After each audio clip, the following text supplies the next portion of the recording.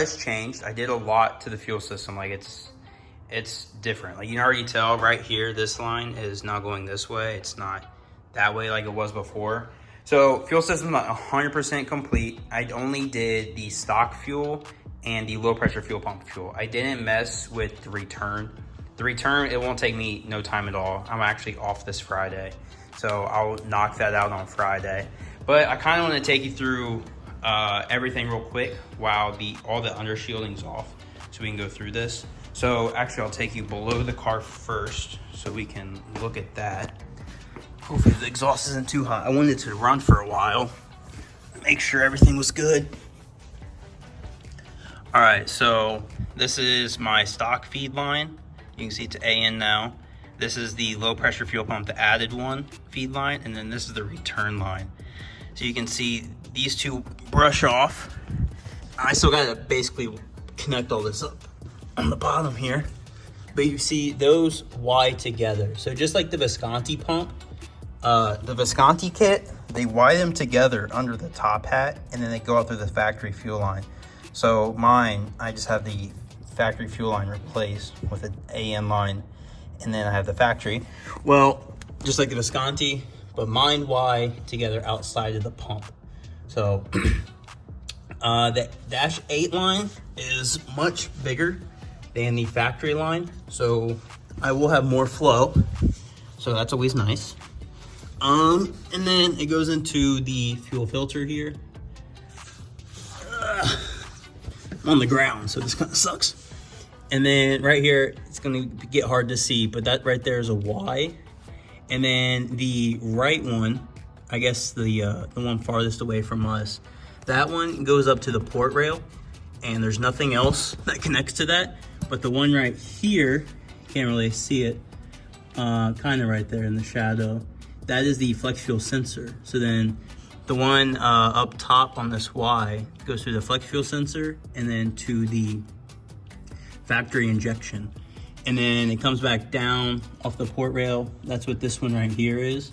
Goes into the boost pump pressure regulator and then goes back to the tank. So this right here, the boost pump pressure regulator is on the return side. It keeps pressure in the rail between 60 and 70 PSI. So it actually was kind of set up differently than what I originally thought, where the fuel is going through it to the pump or to the rail, but it's actually the opposite.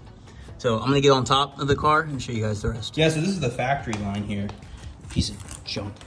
Kind of hard to see in there. Maybe you'll be able to see this one better. You can see, get a phone like lagged out there, but you can see in there a little bit. Factory line's pretty small. So the new one is definitely bigger. All right, so then we'll come back out here. So the feed that goes to the port rail is this one. I have it coming up, it kind of hides back under there and goes under the manifold, so it's more hidden. And then for the factory injection, can't really see it, it's tough in there. This right here, this shiny piece is the factory injection. That's a quick disconnect that goes up to the factory hard line into the high pressure fuel pump. So you can see here, I have nothing right here anymore. Unlike most kits where they have the flex fuel sensor and the T, all that's empty now except that factory fuel line, which is really difficult to get out. Like I'm pretty sure I won't be able to get that out unless I take all this stuff out. So I thought of mine was maybe I'll just cut it out somehow.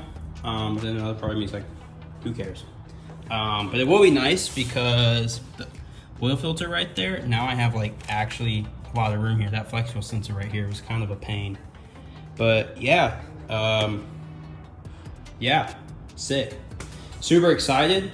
This should fix all of my fueling problems. Because one of the biggest things that everyone tells me is having these as a separate system is a terrible idea for many, many reasons. And this right here will fix all of my reasons. So I'm gonna get the car all wrapped up. I'm going to get my laptop and watch my reflex to see what that's saying, and then possibly adjust my reflex, my boost pump pressure regulator, either raise it or lower it. That way we have the right pressure in the line here. And then basically close it all up and go for a drive. So real quick, I kind of want to go over some stuff though. If you guys want to build anything like this kit, quick disconnects, the hard line from the factory hard line is a 5/16, and then all the other quick disconnects like the flex sensor and then the top hat are 3/8. So make sure you get those, because I didn't the first time, so it made it kind of difficult. I actually ripped a O-ring. You can see, so there's this one, if it zooms, if it catches it. So there's that gnarly chunk.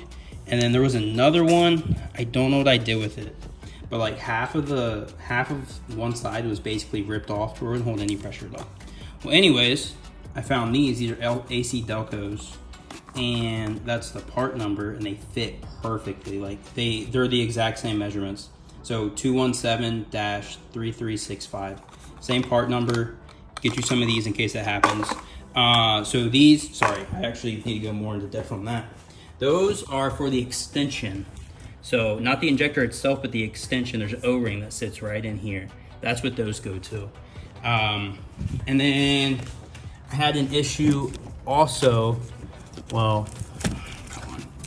with this guy right here. So this is the fuel rail, and then this is the adapter, and then this piece screws into the adapter. Well, I was having a leak there because there's an O-ring on this guy, but like there's no little crevice on the adapter. So I had to get an O-ring for that because I think it was just going bad. So I got these at Harbor Freight. These are like fuel resistant, and I think it was like $7, 205 pieces. I mean, that's kind of a steal. So always have that. But I think that's it. That's all I can think of right now. But fuel system's great. Super excited to get on the road and see if I'm still having fuel cutting issues. I'm gonna send a log to my tuner and see what he says.